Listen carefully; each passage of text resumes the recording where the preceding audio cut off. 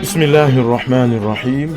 Alhamdulillahi alladhi bini'matihi tatimmu salihat wa birahmatihi tanzilu albarakat, wassalatu wassalam ala sayyidi sadat sayyidina Muhammadin wa ala alihi wa ashabihi ulil azmi wathabat.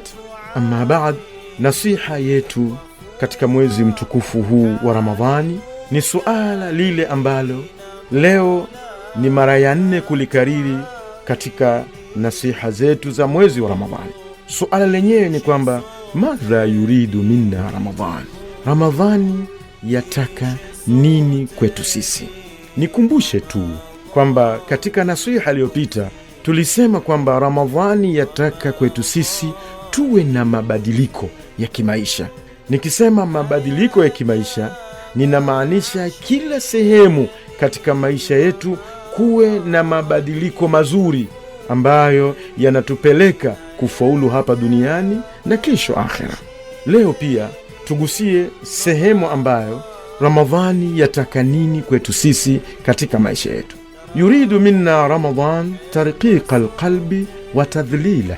Ramadhani yataka kwetu sisi mioyo yetu ilainike, iwe miororo na inyenyekee lirabbil alamin, kwa Mwenyezi Mungu jalla jalalu, na tuonekane sote waumini wa dini ya Kiislamu tumevunjika, tumemwelekea Mwenyezi Mungu jalla jalalu, tunamwabudu kwa misimamo ambayo haina ria. Na huku kuvunjika au kunyenyekea kwa lugha nyingine, muradun ramadhaniyun, ndiyo muradi, ndiyo malengo ya kuletwa mwezi mtukufu wa Ramadhani, ambapo mja hujikurubisha zaidi kwa Mwenyezi Mungu kuliko katika miezi mingine. Tumwangalie Mtume sallallahu alayhi wasallam katika maneno yake katika hadithi ambayo imepokewa na Imamu Ahmad katika kitabu Zuhud, an Imran al-Qasir qala Musa ibn Imran, Nabiyullahi Musa ibn Imran alisema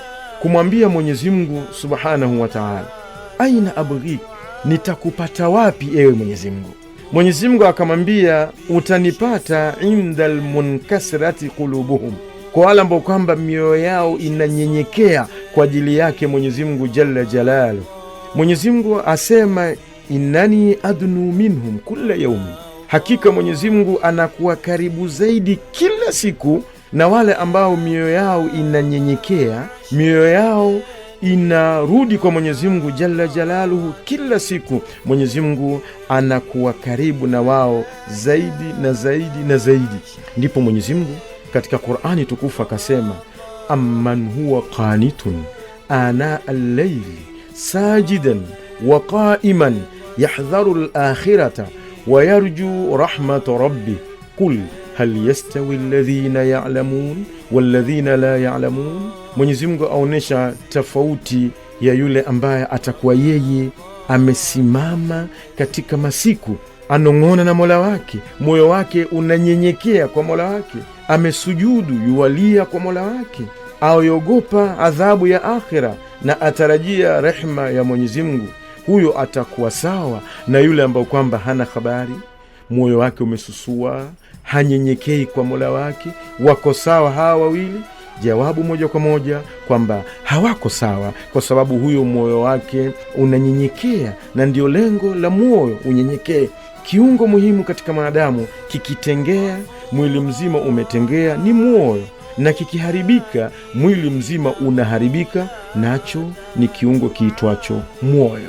Hali hii, wasikilizaji watukufu wapendwa, katika miongoni mwa miradi ya Ramadhani ni mioyo yetu ilainike, tunyenyekee, tuwe wazuri, tuwe na sifa njema mbele ya waumini wa dini ya Kiislamu. Hata wasiokuwa waumini wa dini ya Kiislamu watambue na wajue kwamba hivi sasa waumini wa dini ya Kiislamu wamo katika somu na wanafunga mwezi mtukufu wa Ramadhani. Tunamuomba Mwenyezi Mungu ailainishe mioyo yetu na tunyenyekee kwake Mwenyezi Mungu jalla jalaluhu.